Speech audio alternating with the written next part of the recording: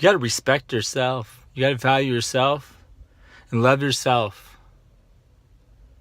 Because the more that we do for others and they don't appreciate it, then we find ourselves like always bending over backwards and doing things for people to not recognize, this value. It's all about the value, like if we value ourselves, we respect ourselves, then we could love ourselves. And we could do those three, then we could do that for others. We could do it for others now, but if there's anything that if we don't love ourselves, then we're gonna have some insecurities. We're gonna lack confidence. We're gonna do things that will devalue and disrespect ourselves. And when we do those things, it shows that we don't love ourselves. Even if it's down to like the way that we don't clean our place, the way we dress, the way we don't want to take showers. We don't want to work out. We don't want to make our bodies better. We don't want to get smarter. We're just like, life sucks. And I don't want to do this no more. I'm doing it because I'm afraid of this. I'm afraid of what people think of me. And that I worry. And I don't want to be embarrassed. I mean, these are things that may go on in some minds. I don't want to be embarrassed. I don't want to be put on the spot. And that's why the times that we go out there and give a speech, and we're in a speech class, and we get up there and we're like, I want to go last. Instead of going first, I want to go last. Which is the worst because everyone's already like done with their speech. And now you're going last. Now everybody can focus on their speech. Focus on your speech and not their speech because they already gave their speech. And that's the worst part. If you're like a nervous person. And why are we nervous? Because we worry about what people think of us. If we have value and we respect ourselves and we love ourselves, then we are confident to go up there and give our speech or to do anything. When we go to interview, why do we get nervous? Because we want that job. And why do we want that job? Because it could give us a better life. And why do we want a better life? Because we want to be happy. There's a connection with everything. Everything. Why do we wake up in the morning? Because we need to work. Why do we need to work? Because we have to pay our bills. Why do we have to pay our bills? Because if we don't pay our bills, then we lose things. And what happens when we lose things? And we have no help? Then we feel that we have no value. But if you have help, like your family, there could be times that where you feel like that you're not at a place you want to be. It's like it's nothing against your family. It's nothing against anyone else. It's just how you feel about yourself at a particular time in your life. And that changes. Sometimes we feel better at different moments, or sometimes we never reach a moment that we want in our life. And that's why we wake up in the morning, we strive to do better, to get better. And if we don't care, that means we don't value ourselves. And we don't value ourselves, and we lack respect, and then we don't love ourselves because ultimately we want to love ourselves. And if we're in relationships where the other person doesn't even care if we love ourselves, and they just care about what we could do for them and how we make them look, then you have a problem. You have a problem in your relationship that they don't care enough for you. And you know what the flip side of it is? If they care too much. They overcare, they overworry, and that becomes a problem. They overstep boundaries, they don't respect your space, and they violate your trust. They try to get into your phone, into your computer. They try to get into your life. Even though that you share a life together, they still want to know everything because they're jealous. And why do they get jealous? Because they want you to show them attention all the time. And why do they want attention? Because they have some insecurities. They need compliments to feel better about themselves. They want to feel more confident. They want to be more positive.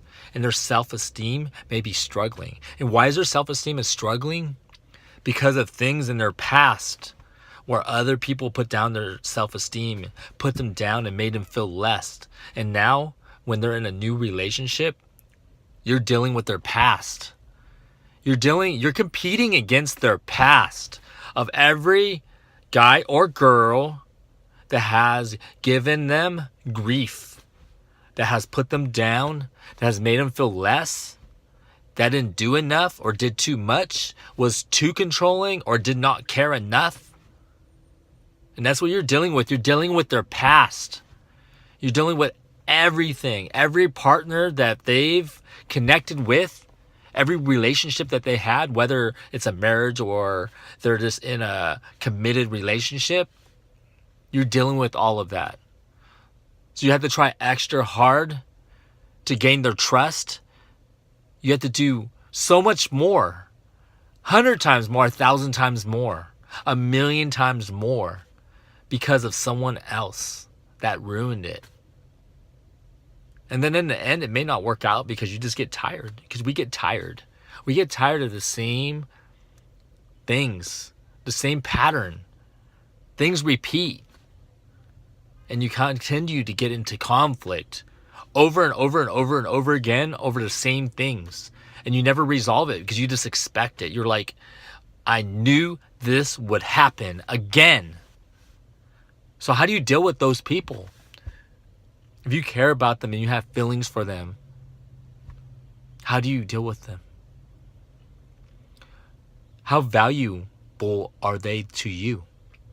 You value them, you respect them, and you love them, but sometimes there comes a point,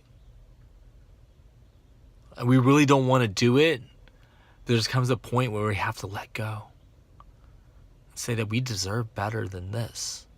We deserve better than you. Even though you have good chemistry, you're compatible, everything's right, but you keep fighting harder. You fight harder than they do. And they're just tearing you out. They're dragging you down. You give all your time, your energy, your effort. What happens? They don't show the same back to you. They could talk to you and say this, or they value you. They could make it look like they like you. But when the time comes, the actions prove it. It's not about what you spend. It's about the investment. The investment of time, the energy, and thought that you want them to achieve these great things and you want to be there. But at times they don't reciprocate. They don't do the same thing back for you. It's not that we need like a 50-50, even if we got 20. But sometimes they come up with these ideas that they're just they're ridiculous in a way, you know? I mean, have you been in a situation where someone says that, you know, that you can wait on the sidelines and they'll like come back when they deal with a situation that they haven't been able to resolve, that they'll return back later. It's like if you're on a date. If the other person says, yeah, I like you. I mean, you're cool and all, but you know what? Like, I'm not ready right now, but when I am, I'll give you a call. I'll return back, you know. But it's okay, you know what? You know, I know how you feel about me, and it's okay if you, I don't mind if you wait, because I'll deal with my situation that I can't resolve. I haven't been able to resolve, but I'll be back later. How's that sound to you? You're on a date. You're hitting it off, and you go out like 1, 2, 3, 4, 5 times, and you're really liking that person. And then they said, like, I really like you. But you know what? I'm not ready. But you know what? I'm going to call you when I am. I'll call you later. in the future when I'm ready? What if you're in the motive like you want to be with them? I mean, should you wait around for them? Really, I mean, for them to even propose that, I'll be back later. I mean, is that positive, negative, like what? So they don't want to talk to you until they figure out how to deal with their situation. But they're going to deal with it whether they deal with it or they're not going to deal with it. Is this that you now you have to, I mean, you have to be confident, right? You have to be confident. You have to have, you have to have high self-esteem, but not too much, right? Too much of anything is not good. But having good self-esteem and having confidence and just valuing yourself, respecting yourself, then you might realize that should you wait around for that person that like has not shown everything that you have shown? They've given like a portion, like it just really depends on how you feel about them. Because when we don't value and respect and love ourselves, then we allow people to treat us that way. That we become desperate to wait and to cling on. Like, yeah, this is the best I could get. I'm not going to talk to nobody else. And I'll wait for you. Even though that you haven't shown 100%, I'll wait for you. What does that say about our value?